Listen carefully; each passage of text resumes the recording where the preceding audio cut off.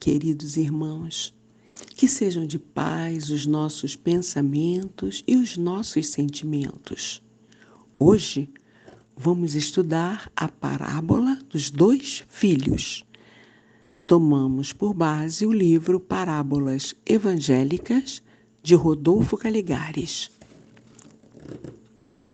Um dia em que Jesus, tendo ido ao templo de Jerusalém, ensinava ao povo, anunciando-lhe o Evangelho, chegaram-se a ele os príncipes dos sacerdotes, os escribas e os anciães, e o interpelaram com que autoridade fazia tais coisas. O mestre redarguiu com outra pergunta, a que não souberam responder. E porque ficasse evidente a hipocrisia deles, lhes propôs em seguida esta parábola. Que vos parece? Um homem tinha 2 filhos. E chegando ao primeiro, lhe disse: Filho, vai trabalhar hoje na minha vinha. Ele respondeu: Não quero. Mas depois, tocado de arrependimento, foi. Falou do mesmo modo ao outro, que respondendo disse: Irei, Senhor. Mas não foi. Dito isto, indagou: Qual dos 2 fez a vontade do Pai? Responderam eles: O primeiro. Jesus então os censurou com estas palavras: Na verdade vos digo que os publicanos e as meretrizes entrarão primeiro que vós no reino de Deus. Mateus capítulo 21, versículos 28 a 31. Comentários. Os 2 filhos, nessa imaginosa e interessante parábola, constituem modelos das 2 espécies de personalidade predominantes entre os terrícolas. O filho que disse, não vou, mas depois, arrependido, foi, representa aqueles que, indiferentes aos ideais superiores, levam uma vida puramente mundana, deixando-se dominar pelos vícios e paixões que constituem o deleite de toda a carne, ainda não sujeita ao espírito. Chega um dia, porém, em que, saturando-se das misérias da vida, enojados dos falsos prazeres, caem em si. Descobrem os gozos e as delícias que a alma pode sentir na virtude e na prática do bem. E então, sinceramente arrependidos, se regeneram, transformando-se em obreiros da vinha do Senhor. O filho que disse, irei, Senhor, mas não foi, personifica a seu turno os devotos sem obras, os que atravessam toda a existência procurando manter uma aparência de respeito e de religiosidade, que se mostram muito cuidadosos no tocante às obrigações estatuídas pelo culto tradicional, como se isso fosse tudo, e, nessa enganosa suposição, não cogitam de vencer as suas fraquezas e imperfeições, nem se preocupam em realizar algo em benefício da coletividade. Esses tais geralmente gozam de bom conceito, são tidos e havidos como pessoas inatacáveis, sentem-se orgulhosos e satisfeitos por isso. Entretanto, não estão correspondendo ao chamado para o bom trabalho. Incluem-se neste número os mentores religiosos de todos os credos que deveriam guiar os membros de suas igrejas ao conhecimento da verdade e, com seus exemplos, edificá-los na observância às leis de Deus.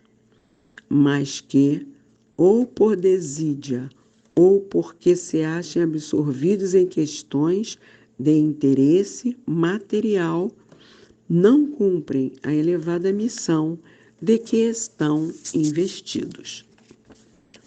Por isso é que Jesus, dirigindo-se aos sacerdotes, escribas e anciães, cujos deveres eram precisamente esses, lhes dizem, sem rebuços, que os publicanos e as meretrizes lhes levariam a dianteira para o reino de Deus. Publicanos e meretrizes simbolizam aqui os grandes pecadores, aos quais a sociedade tem como réprobos, desprezíveis e indignos de qualquer auxílio divino. Não obstante, o Mestre declara que eles entrarão no reino dos céus antes daqueles que contam com a aprovação social e já se consideram salvos. É que esses pecadores, porque muito vêm a sofrer, adquirem sensibilidade, tornam-se acessíveis e, quando tocados pelo amor, mudam de vida. Aproveitando então a experiência adquirida por meio de duras provas, alguns há que se tornam santos até, legando ao mundo exemplos admiráveis de verdadeiro renascimento espiritual. É isso, meus irmãos. Como sempre, as parábolas do Mestre trazem ensinamentos preciosos. Nesta, ele nos leva à reflexão, através do comportamento do segundo filho, não é? Que disse que iria, mas não foi ao trabalho. Que não basta manter bom conceito apenas na aparência, né? No verniz exterior. É preciso amor ao próximo. Então, tem religiosos que se apegam às práticas exteriores, mas não fazem como fez o Mestre, que pregou e exemplificou aquilo que pregava. Então, eles não realizam o bom trabalho que os tornariam virtuosos. Já com o primeiro filho, não é, meus irmãos, que negou ir ao bom trabalho na vinha, mas que depois, arrependido, foi trabalhar, podemos traçar analogia com dois personagens que conviveram no cotidiano do Mestre, o publicano Mateus e Maria de Madalena, não é? É preciso que a gente atente que Jesus os observou com os olhos da alma, não é? Recentemente, a série Os Escolhidos, né, The Chosen, trouxe-nos com riqueza de detalhes a caminhada desses apóstolos com o Mestre. Mateus era rechaçado pelos judeus por ser um cobrador de impostos de seus compatriotas a serviço dos romanos. Mas Jesus o integrou aos seus apóstolos. E Mateus, com seu jeito criterioso, né, fez anotações preciosas, legando-nos o evangelho do mestre, não é? Com ensinamentos que ele ali, naquela convivência cotidiana, registrou para a posteridade. Maria de Madalena, que fora meretriz e que fora liberta de processo obsessivo pelo mestre, integrou-se aos apóstolos, doou riquezas para o movimento do cristianismo nascente e foi a primeira apóstola a ver Jesus após sua desencarnação, quando foi visitar seu túmulo. Isso por causa da vidência que ela possuía. Então, ela viu perispiritualmente, né, o nosso mestre. E foi em seguida anunciar aos apóstolos essa boa nova. Só mais tarde o mestre materializou-se aos demais apóstolos.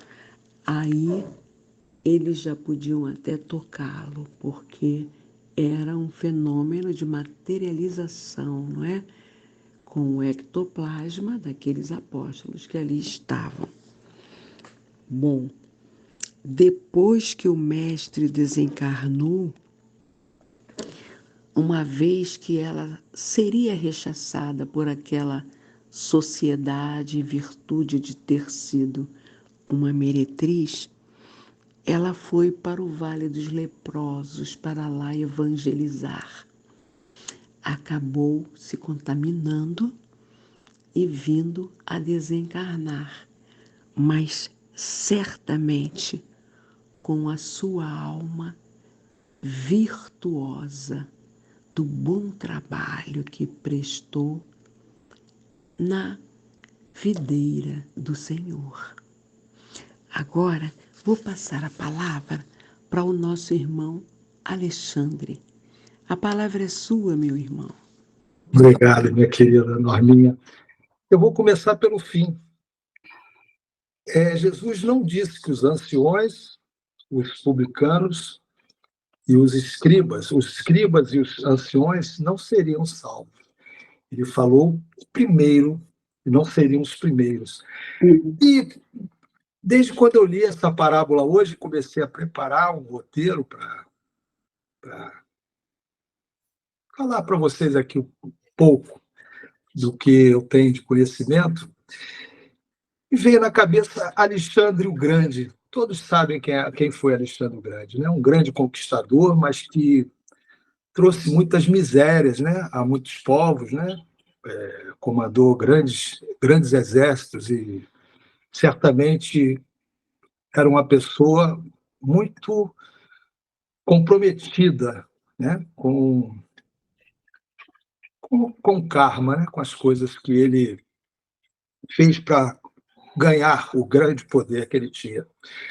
E, no entanto, no momento da sua morte, ele fez 3 pedidos, levando-se aí a palavra do Cristo que diz que Deus está sempre à espera do filho pródigo, né? Então, o que Alexandre o Grande pediu? Que seu caixão fosse transportado pelas mãos dos médicos da época, que fosse espalhado no caminho até o seu túmulo todos os seus tesouros, que suas mãos fossem deixadas balançando no ar, fora do caixão, à vista de todos, para que todos vissem que nada levamos desse mundo. Então, o que levamos de lição disso tudo, né? Um poderoso que, no final da vida,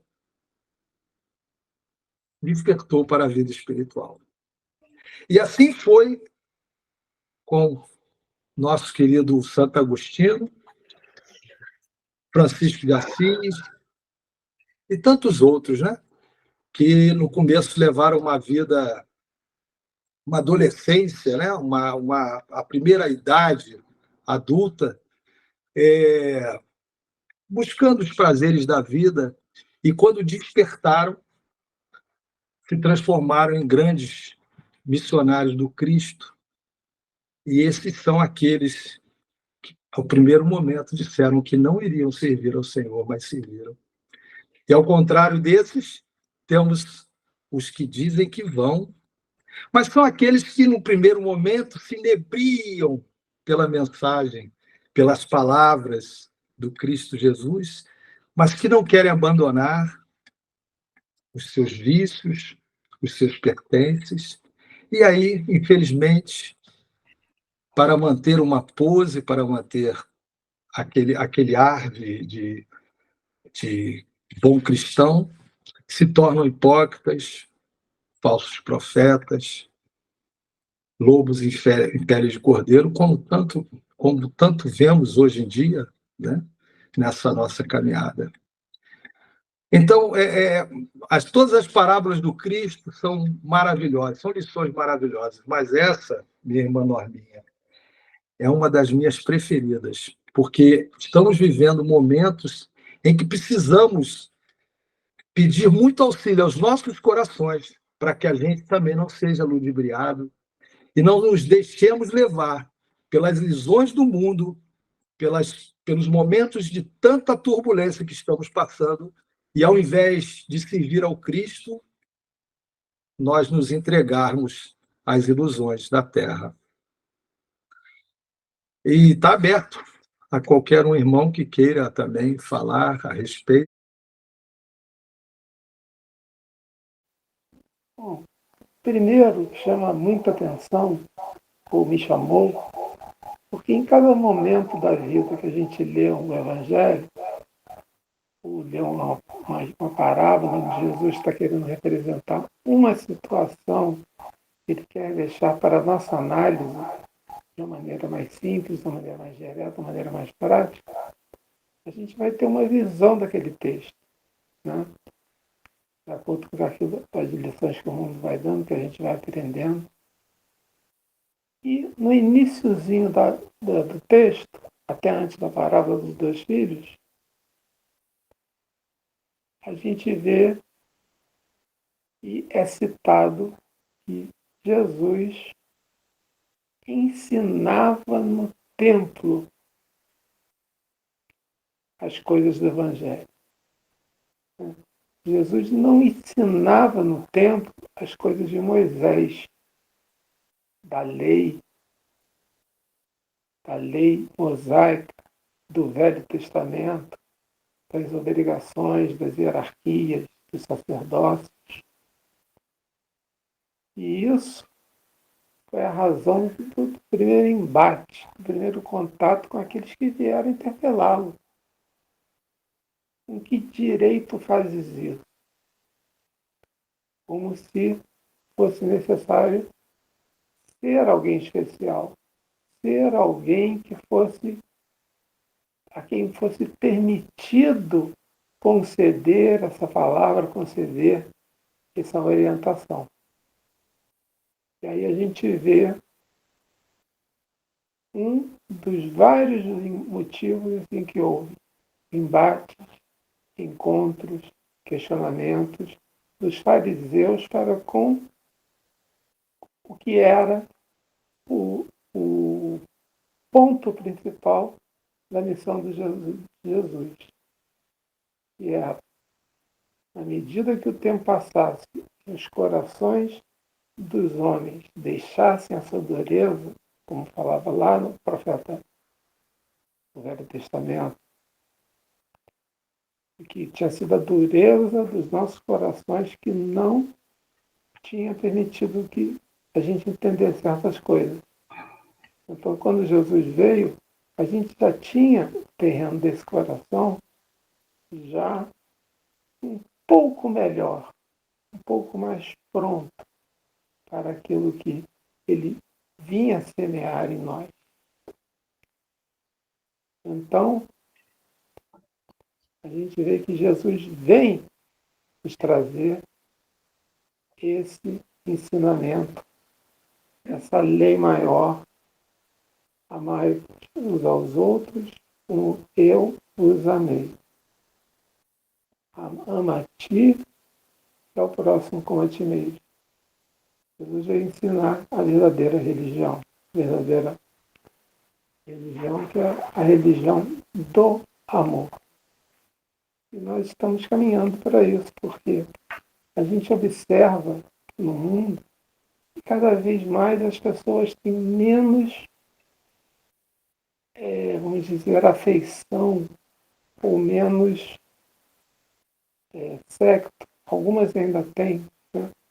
Eu sou dessa religião, eu sou dessa, eu sou dessa. Cada vez menos a gente vê uma quantidade menor de pessoas querendo escolher uma religião. Ah, mas eu não quero nada que me crendo, eu quero servir, eu quero isso. E as crianças e os jovens nos dando verdadeiras lições a respeito disso. Aquilo que a gente já sabe, né, que está nos livros, que é mais importante que uma religião, a gente ter religiosidade, a gente ter amor, sentimento no coração, e saber transmitir isso. Isso que o Mestre Jesus veio nos ensinar, é isso que a gente está aqui para aprender, e era isso aí que eu queria observar com vocês, meus irmãos. Muito obrigada, Paulinho. Sempre preciosos de seus esclarecimentos. Alguém quer fazer mais alguma colocação? Eu tenho aqui uma consideração, então, do Cair Barchutel, que ele diz que esta parábola ensina que a vontade de Deus é que trabalhemos, não só em proveito nosso, mas em proveito dos nossos semelhantes. Ao passo que não é vontade de Deus crermos sem trabalho. Isto é, cegamente, sem obras. Então é isso, né? Que a gente, essa solidariedade, esse amor ao próximo, né? Que Jesus espera de cada um de nós.